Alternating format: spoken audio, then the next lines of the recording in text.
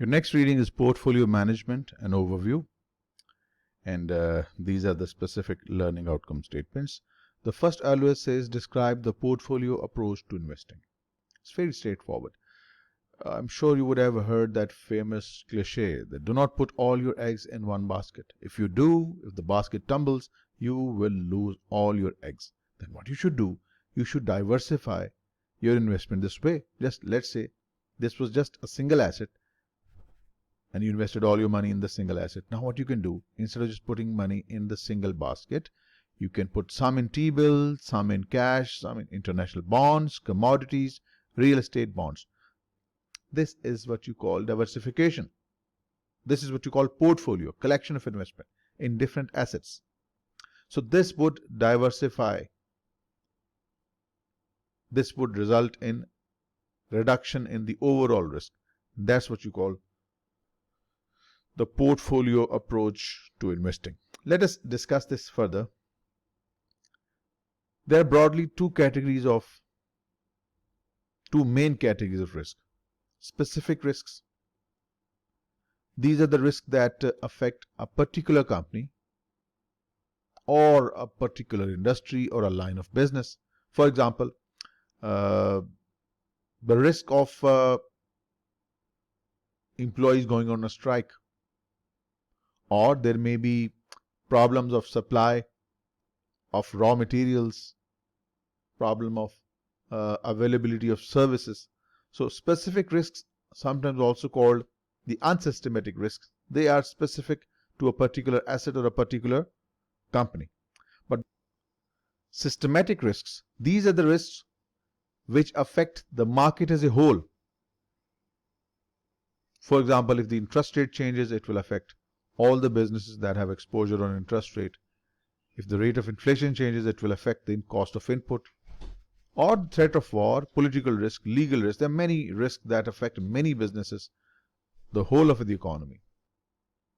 So these specific risks, they can be diversified, but systematic risks, also called undiversifiable risk, it cannot be reduced by diversification. Let us take this example here. Now let us say you plot number of assets in the portfolio on the x-axis and portfolio risk on the y-axis. If you just hold one asset, you will be exposed to a higher level of risk. But when we combine 2 or 3 assets which have negative correlation with each other with regard to returns, the risk will start falling. The specific risks are eliminated by diversification. So as you keep on adding the assets in the portfolio, the risk that you are able to reduce are called the specific risks or diversifiable risk or unsystematic risks, right? So you keep on doing that up to 18, 19, 20. When the 20 assets are added, you will be able to lower this unsystematic risks to this point, as if it's going parallel to this line. A point will come where further diversification will not lower the risk. Risk cannot further be reduced by diversification. This is the risk that doesn't go away, is called the systematic risk. Undiversifiable market risk or systematic risk, right? So number of assets in a portfolio, when they increase, so the negatively correlated return, they tend to cancel each other out. So the total risk can be reduced through diversification. So that is the idea of portfolio approach to investing. As we increase the number of assets in the portfolio which have negative correlation with each other, this way the overall portfolio risk can be reduced. Next, LOS says describe the steps in the portfolio management process. There are 3 main steps, and which are further subdivided into multiple sub-steps. First step is planning. Planning involves understanding the client's needs, what the client wants. It involves establishing the client's objectives and the client's constraints. It answers the question, what does the client want? This is in the planning step. Then preparation of an investment policy statement. What is an investment policy statement, also called IPS?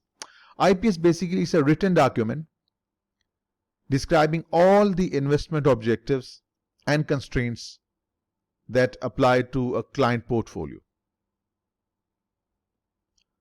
So basically, client needs are put in writing. It may specify anything like return goal for the client is 10% and that the client requires a regular updation. So this is the first step. The second step is execution. In the execution step, we as analysts, we identify asset allocation. We identify assets in which to invest. It may include stocks, bonds, real estate, cash, and at this point we establish the weightages according to which we will invest in different assets. Then within this sub-step is security analysis. We, the analysts, will extensively analyze individual assets within the class. Each asset is assessed for risk and cash flows. So by valuing each asset, preferred investments can be identified. And then within this, the last sub-step is portfolio construction. So using the investment policy statement IPS, the desired asset allocation and security analysis, a diversified portfolio can be constructed.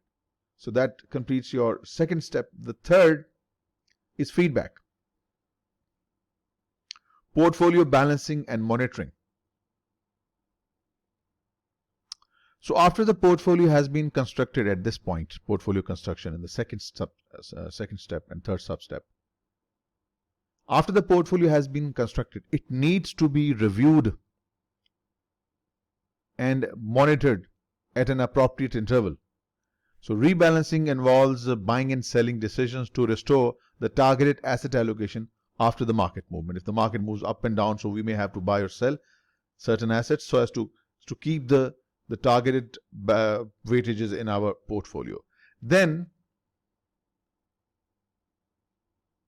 performance measurement and reporting. This is a very crucial step, the last sub-step in these three steps.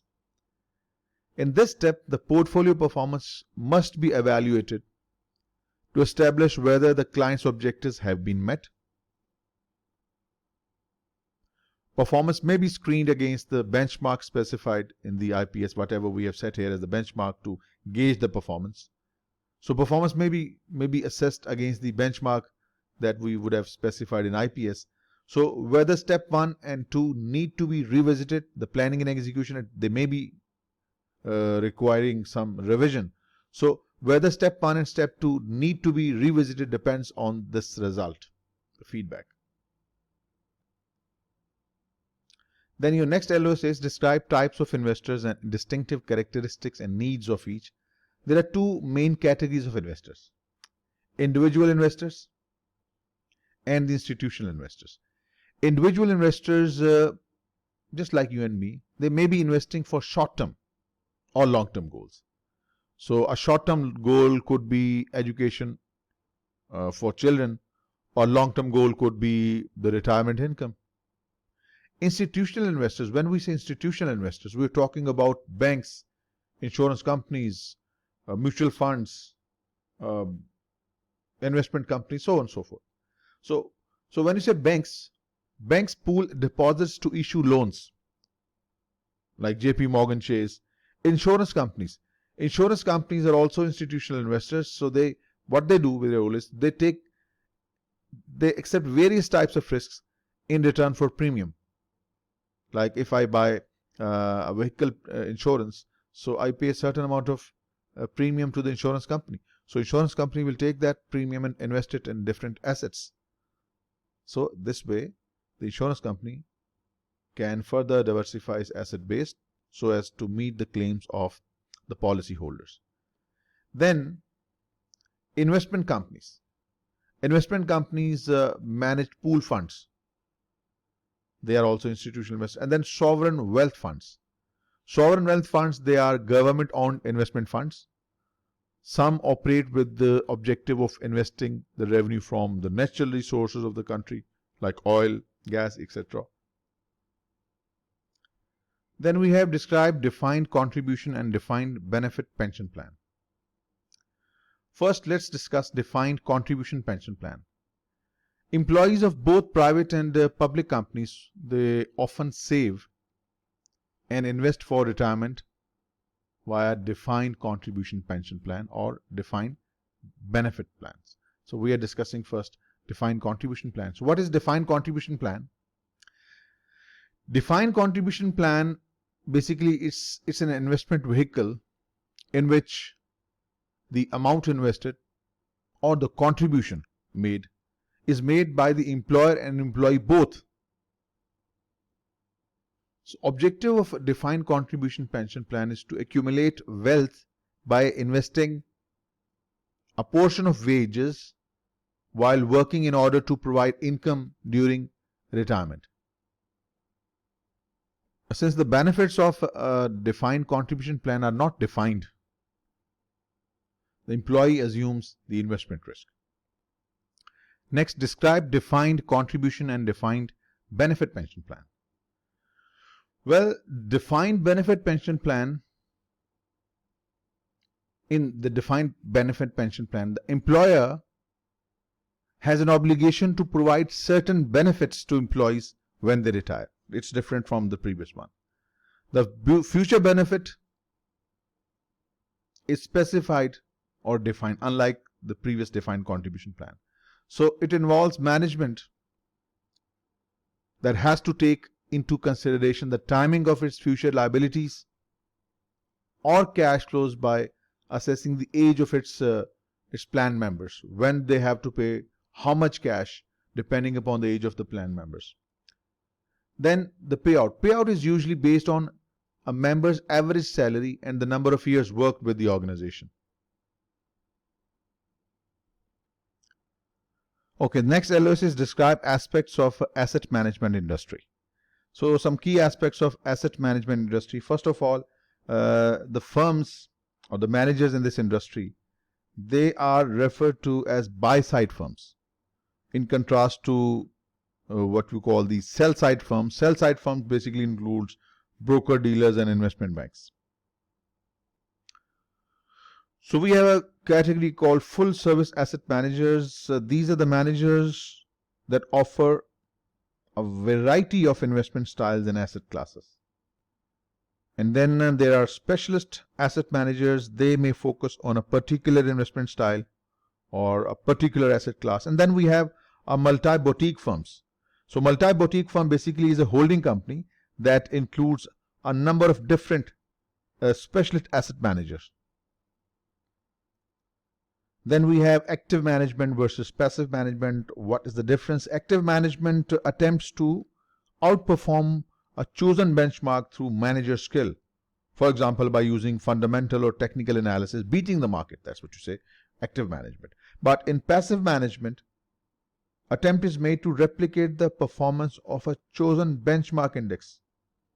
Then we have some trends in asset management industry. The latest trends show that the passive management market share is increasing, maybe because of the lower fee charge.